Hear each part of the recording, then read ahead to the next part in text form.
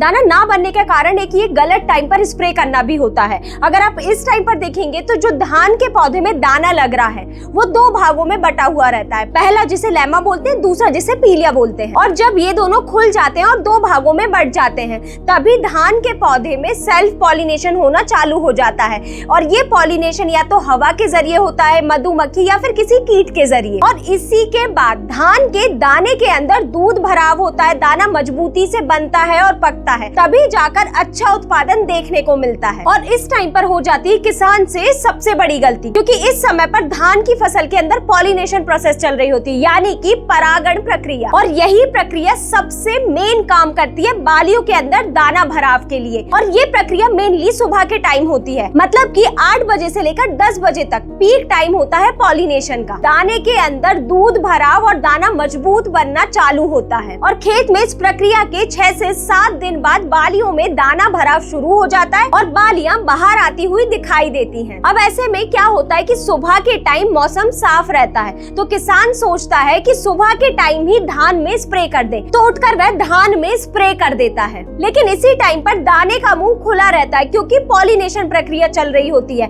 अगर इस टाइम पर कोई भी स्प्रे किया तो वो दवा सीधे दाने के अंदर तक चली जाएगी। और सीधी बात, जब दवा दाने के अंदर चली जाएगी तो पॉलिनेशन प्रोसेस पूरी नहीं हो पाएगी, यानी कि परागण प्रक्रिया ही नहीं पूरी होगी।